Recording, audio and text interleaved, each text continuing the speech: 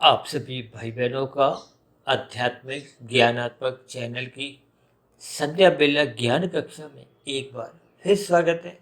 आज की चर्चा का विषय है 5 घोड़ों की लगाम, जिसको हमने देखिए एक नियंत्रण के साथ और एक ब्रेक शब्द के साथ। देखिए, नियंत्रण और ब्रेक दोनों का एक ही अर्थ है। इनके साथ क्योंकि हमारी ये चर्चाओं में अक्सर ये 5 घोड़ों की चर्चाएं बार बार होती रहती है, 5 भोग्य विषयों की। क्योंकि भगवान श्री कृष्ण जी ने गीता में अर्जुन के रथ के जो 5 घोड़े हैं, उनको एक ज्ञान उपदेश के साथ एक साधारण मनुष्य को एक समझाने का एक विशेष उन्होंने उपदेश दिया। और अक्सर हमारी भी जो सुबह शाम की जो वीडियो प्रसारित होती हैं, उनमें अक्सर हम कहीं ना कहीं इन घोड़ों की, 5 भोग्य विषयों की या 5 तत्वों की हम अक्सर चर्चाएं करते रहते हैं। इसलिए तो आज की चर्चा में हमने वीडियो के क्षेत्र में हमने 5 शब्द को सफ़ेद रंग से दर्शाया है। क्योंकि ये 5 जो अलग अलग स्थिति हैं, चाहे आप इसको स्थूल शरीर के 5 तत्व समझो, पृथ्वी जल अग्नि वायु आकाश, जो कि तामसी है। और इसी तरह इनके जो सूक्ष्म भूत हैं, जिनके कारण आपके हमारा ये जो स्थूल शरीर का निर्माण होता है, यानी कि इनके पीछे के जो 5 भोग्य विषय हैं, इनको सूक्ष्म भूत भी कहा जाता है, तन्मात्रा भी कहा जाता है, भोग्य विषय भी कहा जाता है। ये है गंध, रस, रूप, स्पर्श और शब्द। देखिए, गंध से ये पृथ्वी तत्व की उत्पत्ति होती है। इसी तरह रस से जल की, रूप से अग्नि की, स्पर्श से वायु की और शब्द से आकाश तत्व की उत्पत्ति होती है। इन्हीं 5 भोग्य विषयों के कारण, यानी कि गंध, रस, रूप, स्पर्श और शब्द, इन 5 भोग्य विषयों के कारण ही आपके हमारे स्थूल शरीर का, यानी कि पृथ्वी जल अग्नि वायु आकाश का जो एक स्थूल शरीर बना है। अक्सर कहते हैं ना, जब इसकी मृत्यु होती है, देखिए माता के गर्भ में इसका निर्माण होता है और फिर एक आकार रूप में इसका एक शिशु रूप में जन्म होता है, फिर बचपन अवस्था, फिर किशोर अवस्था, युवावस्था, प्रौढ़ अवस्था, वृद्धावस्था और फिर एक मृत्यु। ये सभी स्थितियां आपके हमारे व्यवहार में, अनुभव में देखने में आती हैं। और अक्सर किसी की मृत्यु पे 2 मनुष्यों के बीच में ऐसे ही कुछ शब्द बोले जाते हैं कि 5 तत्वों का बना था, 5 तत्वों में ही लीन हो गया।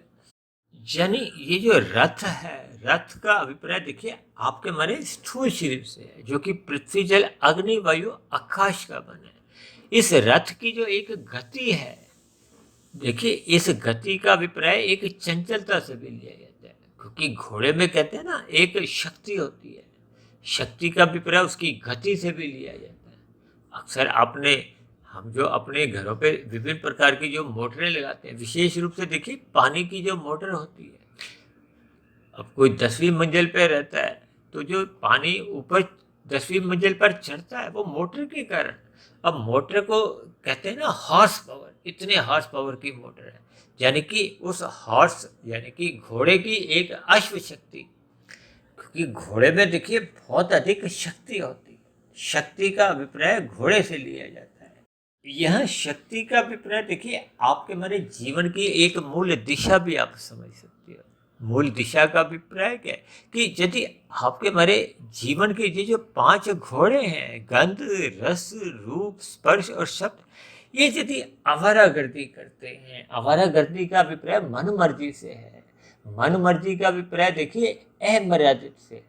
यानी कि जब जब हम अपनी गाड़ी, जीवन की गाड़ी को, जैसे हम देखिए एक कार चलाते हैं, स्कूटर चलाते हैं, तो हम हमेशा उसमें ध्यान रखते हैं कि उसमें ब्रेक सही सही होनी चाहिए, क्योंकि कब हमें ब्रेक लगानी पड़ती है। और हमने तो एक बार इस पर कोई स्पीड ब्रेकर से भी एक चर्चा रखी थी।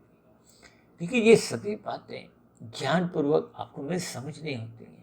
मिले हुए जीवन में शास्त्रों की सैद्धांतिक बातों को किसी न किसी दृष्टांत द्वारा, उदाहरण द्वारा एक सरल शब्दों में समझाने के पीछे का एक ही उद्देश्य होता है कि आपको हमें अपने जीवन का उद्देश्य समझ में आ जाए।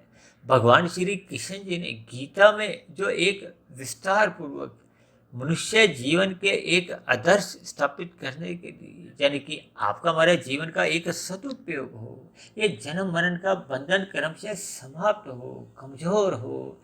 ये जो आपके हमारे 5 भोग्य विषय हैं, ये एक मर्यादा में रखने के लिए तो ये घोड़ों की जो एक नाक के बीच में एक रस्सी सी जा रही है, इसी को तो लगाम कहते हैं। देखिए, ये जो 5 आपके हमारे स्थूल शरीर के जो एक ज्ञानेंद्रिय हैं और 5 कर्मेंद्रिय हैं।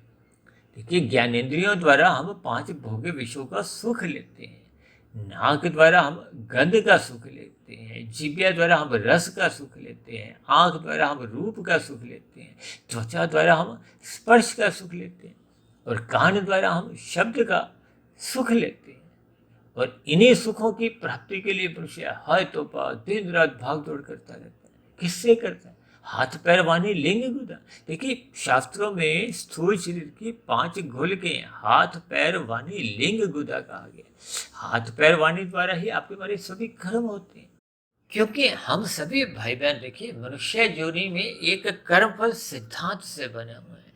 कर्मफल सिद्धांत का अभिप्राय क्या है कि जो कर्म हम करते हैं, अक्सर साधारण शब्दों में कहते हैं ना, जैसी करनी वैसी भरनी। भरने का अभिप्राय देखिए भोगों से है, भोगों का अभिप्राय वो भुगतना पड़ता है। किए गए कर्म जब एक फल रूप में आते हैं तो उनको हमें भुगतना पड़ता है, उनके जो एक परिणाम है। क्योंकि कर्म एक कार्य है, कार्य का एक परिणाम आता है। परिणाम का अभिप्राय देखिए फल से लिया है, इसीलिए तो एक शब्द क्या है, कर्म फल सिद्धांत। कर्म पहले होता है, फल बाद में आता है।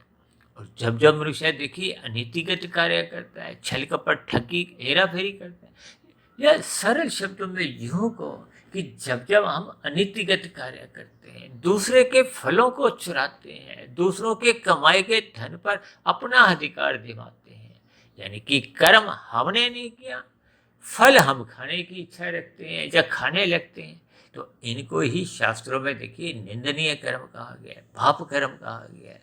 जैसे हम अक्सर समझाते हैं ना, यातायात के नियमों का पालन करो, इसी तरह आपको में शास्त्रों में जो विहित कर्म, जिनका एक विधि विधान द्वारा समझाया गया है, ये कर्म आप कर सकते हो प्रकृति के सुखों को भोगने के लिए, धर्म की मर्यादा में रहता हुआ। ये धर्म क्या है? ये विधि विधान होता जो हम पालन करना होता है, वो एक धर्म है।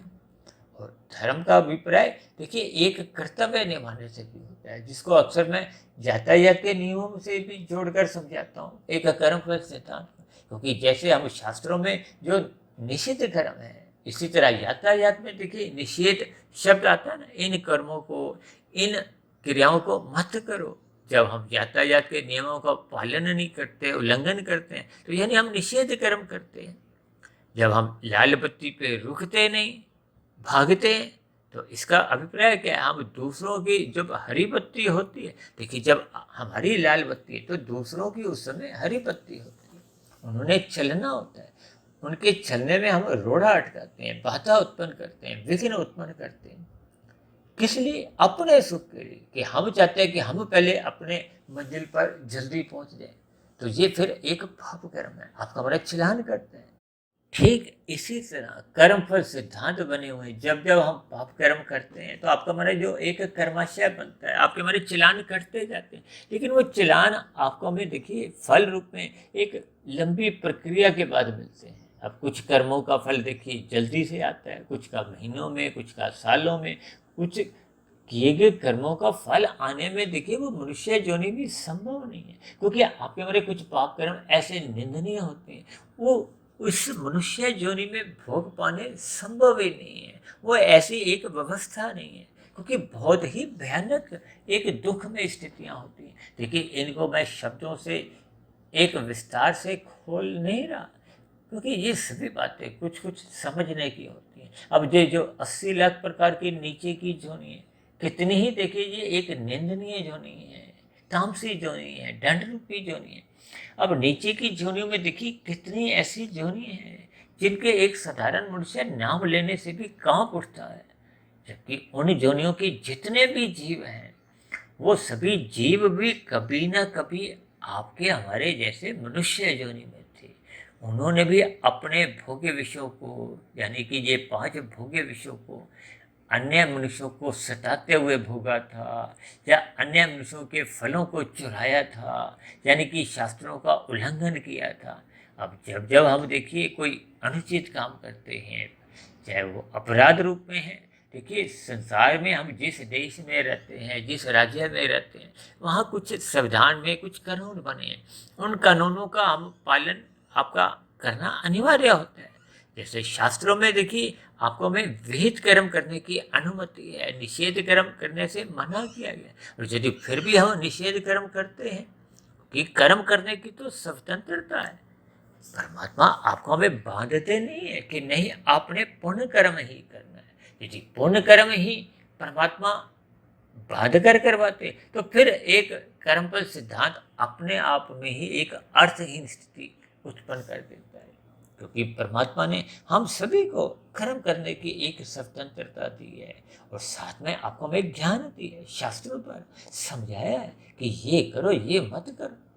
आप और हम देखिए घरों में विभिन्न प्रकार के जो एक बिजली के या कोई भी उपकरण खरीद के लाते हैं, तो साथ में आपको हमें एक पुस्तिका मिलती है। किस लिए? कि उस यंत्र का हम पूरा लाभ उठाएं। उस पर लिखा होता है ये करो ये मत करो। चाहे हम फ्रिज खरीद के लाए, चाहे मिक्सी, चाहे गीजर, ये सभी स्थितियाँ ठीक इसी तरह आपका हमारा स्थूल शरीर भी एक यंत्र है। इस यंत्र के लिए भी कुछ एक नियम बने हुए हैं, यानी कि स्थूल शरीर के रहते रहते हमें शास्त्रों के अनुसार अपने कर्मों को एक दिशा देनी। और भगवान श्री कृष्ण जी ने तो बार बार कहा है कि हमें इन 3 गुणों से, तमोगुण, रजोगुण और सतोगुण, इनके अलग अलग लक्षण हैं। सापेक्ष दृष्टिकोण से देखिए तमोगुण से अच्छा तो रजोगुण कहा गया, और रजोगुण से अच्छा सत्वगुण कहा गया। इनके पीछे का भावार्थ क्या है कि यदि आप प्रकृति के भोगों को भोगना चाहते हैं तो उसके लिए आप कर्म करो धर्मानुसार, जैसे शास्त्रों में कहा गया। यदि हम छीनते हैं तो वो पाप कर्म है, इसलिए कहा गया कि छीनने के बजाय आप कर्म करो। यानी कि छीनना क्या है? तमोगुण। तमोगुण से 10 गुना अच्छा रजोगुण, इसलिए कहा। और यदि हम धर्मानुसार कर्म करते हैं, पहले दूसरों को हम चाहते हैं कि वो पहले अपना पेट भरे, हम परोपकार के कार्य करते हैं, तो ये रजोगुण से भी 10 गुना अच्छा है। अब रजोगुण में किए गए वो साधारण पुण्य कर्म है, सत्वगुण में रहते हुए वो जो कर्म है वो विशेष प्रकार के पुण्य कर्म है, सात्विक कर्म माने जाते हैं। और सत्वगुण से भी आगे की क्या स्थिति है? निष्काम कर्म, जिसको भगवान श्री कृष्ण जी ने कर्म योग से जोड़ा है। यानी कि कर्म तो हम करते हैं, फल पाने की इच्छा नहीं रहती। किसकी इच्छा होती है? योग की। अब देखिए कर्म के साथ फल शब्द हटते ही वो योग की स्थिति बन गई। देखिए शब्द ही अपने अर्थ स्वयं ही समझाते हैं, और कभी कभी अर्थों के भी आंखों में कुछ भावार्थ समझने होते हैं। देखिए इन सभी विषयों को हमने अलग अलग किसी न किसी वीडियो में हमने एक विस्तार से समझाया है। अक्सर मैं बार बार कहता रहता हूँ कि शब्दों के आंखों में भावार्थ समझने चाहिए। अब जितने भी ग्रंथ भरे हुए हैं, उन ग्रंथों में देखिए सैद्धांतिक बातों को समझाने के लिए जितने भी दृष्टांत या उदाहरण दिए गए, जैसा कि भगवान श्री कृष्ण जी ने अर्जुन के रथ के जो 5 घोड़ों की स्थितियां इसीलिए समझाई हैं, ताकि आपका मैं ये जो 5 ज्ञानेंद्रियां हैं, 5 कर्मेंद्रियां हैं, आपके हमारे 5 भोग्य विषय हैं, 5 तत्वों का ये स्थूल शरीर है, इसलिए इन सभी स्थितियों को हमने 5 से दर्शाया है। इन 5 का एक विशेष अर्थ है, और इसको हमने देखिए नियंत्रण और ब्रेक के साथ जोड़ा है। इस नियंत्रण और ब्रेक को आप सत्वगुण समझ सकते हो। यानी कि जब तक हम अपने मिले हुए जीवन में सत्वगुण की एक लगाम कहो, सत्संग कहो, मर्यादाएं कहो, यानी कि भगवान श्री कृष्ण जी ने इन 5 घोड़ों की जो एक लगाम है उसको मन से जोड़ा है। और लगाम किसके हाथ में? भगवान श्री कृष्ण जी ने उस लगाम को अपने हाथों में रखा है। ये भी एक ज्ञान संदेश है कि हमें अपने मिले हुए जीवन में सत्संग करना है, ज्ञानमय स्थिति में रहना है। इसलिए मैंने इसको देखिए ब्रेक से जोड़ा है, क्योंकि जब हम कभी गाड़ी चलाते हैं तो ब्रेक होने से ही हम अपने उस गाड़ी को रोक पाते हैं। गाड़ी के आपका हमारा स्थूल शरीर, आपका हमारा जीवन भी देखिए एक गाड़ी के समान ही है। आपके हमारे जीवन में भी जो अलग अलग स्थितियां हैं, इसमें यदि धर्म की मर्यादाएं नहीं रहती, या यूँ कहो कि एक ब्रेक कहो, सत्संग कहो, परमात्मा की स्मृति कहो, शास्त्रों की एक ज्ञान कहो, गुरु की एक शरणागति कहो, ये सभी स्थितियां देखिए एक ब्रेक का काम करती हैं। जिनके जीवन में देखिए गुरु नहीं होता, शास्त्रों का हम अध्ययन नहीं करते, ब्रह्म मुहूर्त में हम उठते नहीं हैं, परमात्मा से हम कर्म कांडों द्वारा ज्ञान पूर्वक जुड़ते नहीं हैं, तो अक्सर ऐसा देखने में आया कि मनुष्य के भोग बिगड़ने लगते हैं। भोगों का बिगड़ना क्या है कि आपके हमारे जीवन में देखिए वो जो पशु वृत्तियां हैं, आहार, मैथुन, निद्रा, भय, फिर पशु वृत्तियां ही आपके हमारे जीवन को चलाती हैं। पशु वृत्तियों का अभिप्राय क्या है? आपके हमारे जीवन में इंसानियत समाप्त हो जाती है, मानवता समाप्त हो जाती है। किन किन कर्मों को आपको हमें करना है जीवन में, वो सभी ज्ञान की स्थितियां समाप्त होने लगती हैं, क्योंकि पशु वृत्तियों में लिप्त मनुष्य वो पशु तुल्य होता है। अब पशु की तो देखिए बुद्धि एक निम्न स्तर की होती है। निम्न स्तर का अभिप्राय उसके अपनी दिनचर्या से संबंधित होती है। यदि मनुष्य जीवन पाकर आप और हम सत्संग नहीं करते, अपना सत्वगुण नहीं बढ़ाते, केवल रजोगुण और तमोगुण का ही संग करते, क्योंकि शास्त्रों में तमोगुण को देखिए रजोगुण से एक निकृष्ट गुण कहा गया। तमोगुण से 10 गुना अच्छा रजोगुण, रजोगुण से 10 गुना अच्छा सत्वगुण, इसको हम देखिए अंकों से समझाते हैं। तमोगुण 1, रजोगुण 10 और सत्वगुण 100। ये जो आपके मेरे जीवन में विभिन्न प्रकार के जो पर्व आते हैं, ये जो हम सत्संग करते हैं, कथा कहानियाँ सुनते हैं, कीर्तन करते हैं, या विभिन्न प्रकार के कर्म कांड करते हैं, पूजा पाठ करते हैं, इन सभी स्थितियों को करने मात्र से आपका बड़ा जो एक रजोगुण से सत्वगुण में जाने की एक स्थितियां बनती हैं। अब देखियो हर 6 महीने बाद नवरात्रि की जो एक स्थितियां आती हैं, वो किस लिए बनाएगी? ताकि आपके हमारे जीवन में सत्वगुण की स्थितियां बने, ज्ञान में स्थितियां हों, हम इन कर्म कांडों को ज्ञान पूर्वक करें, ताकि हम फिर सत्वगुण में रुकने का अपना एक स्वभाव बनाएं, यानी कि कारण शरीर को शुद्ध करें। कारण शरीर में जब शुभ संस्कार बढ़ते हैं तभी मन बुद्धि एक नियंत्रण में रहता है, और मन को नियंत्रण में बुद्धि द्वारा रखना है। और बुद्धि किसमें होनी चाहिए? सात्विक बुद्धि, परमात्मा में। यदि राशि बुद्धि हो जाएगी तो फिर आपके हमारी विषय भोगों में रुचि बढ़ती है, फिर हम अपने काम धंधों को अधिक फैलाते हैं, धन अधिक प्राप्त करने के लिए हम अधिक भागदौड़ करते हैं, और जब अधिक धन प्राप्ति के लिए हम धर्म की एक मर्यादाओं में रहते हैं तो फिर आपका बड़ा उतना पतन नहीं होता। और यदि हम अनीतिगत कार्य करते हैं, धर्म को हटा देते हैं, कानून की जो प्रक्रिया है उनको हम तोड़ देते हैं, कमाए गए धन पर आय कर नहीं देते, अनीतिगत कार्यों से, हेरा फेरियों से धन कमाते हैं, तो फिर ये धर्म की मर्यादाएं कहो, कानून की मर्यादाएं टूटने लगती हैं। इसका अभिप्राय क्या है कि ये जो 4 पुरुषार्थ हैं, धर्म, अर्थ, काम, मोक्ष, जब धर्म प्रथम स्थान से हट जाता है तो फिर ऐसी स्थिति में अर्थ और काम का ये एक निंदनीय काम, जिसको मैं अक्सर कहता हूँ ना, फिर अर्थ और काम इनका एक नंगा नाच होता है।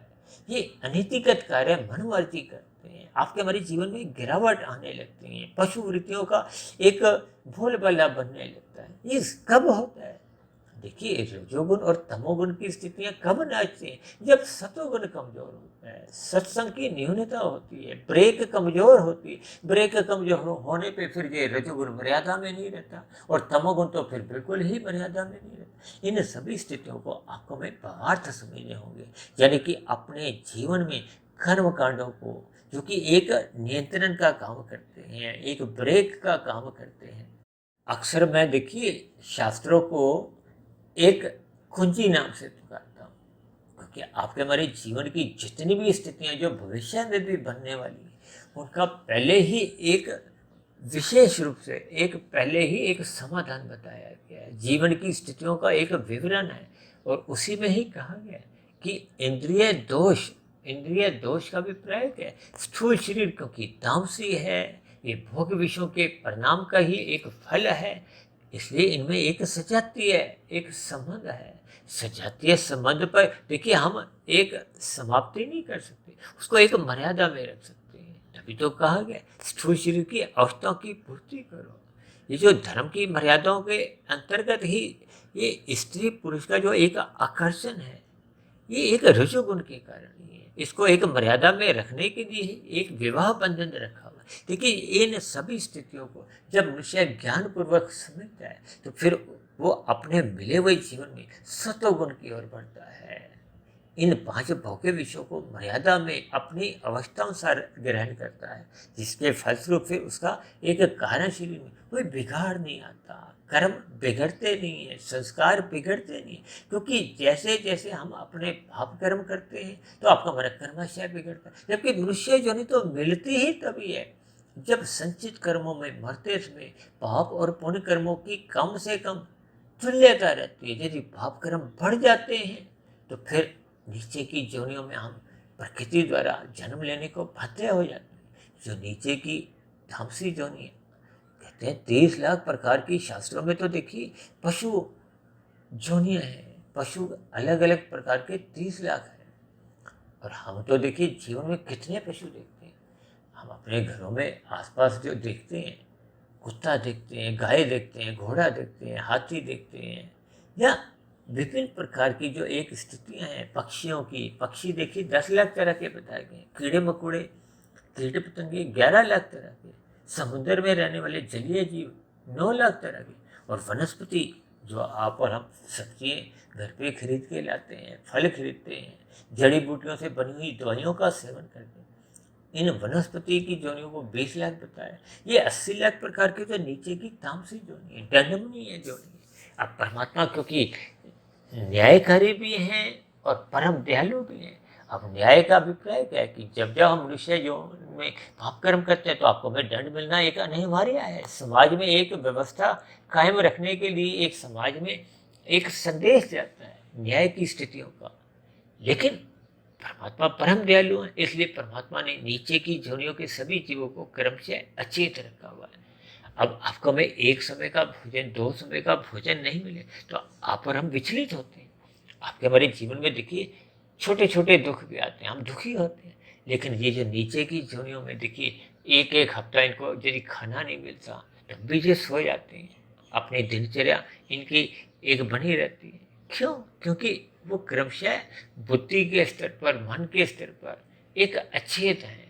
ऐसे डॉक्टर आपके हमारे दांत का इलाज करते हैं तो उस क्षेत्र को, थोड़ी सी जगह को सुन्न कर देते हैं। इसी तरह परमात्मा ने नीचे की जोनियों को क्रमशः सुन्न रखा हुआ है, अचेत रखा हुआ। उनको ऐसा बोध नहीं है कि उनको खाना नहीं मिला, जब वो नंगे घूम रहे हैं, जब उनका कोई घर नहीं है।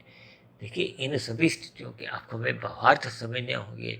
अपने मिले हुए जीवन में ये जो घोड़ों की लगाम है, ये सत्संग से कहो, ज्ञान में स्थिति से कहो, गुरु की आज्ञा में रहते हुए ब्रह्म मुहूर्त में उठते हुए शास्त्रों का अध्ययन करना चाहिए।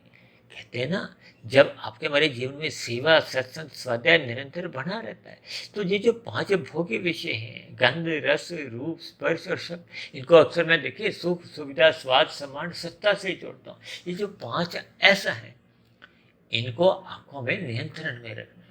और ये नियंत्रण में तभी रहते हैं जब हम 3 एस को, सेवा, सत्संग, स्वाध्याय को अपने जीवन में विशेष महत्व देते हैं। विशेष महत्व देने का अभिप्राय क्या है कि हम सत्संग करते हैं, रात को जल्दी सो जाते हैं, सुबह ब्रह्म मुहूर्त में जब सतोगुण की एक शुद्धतम स्थिति होती है उसका हम संग करते हैं।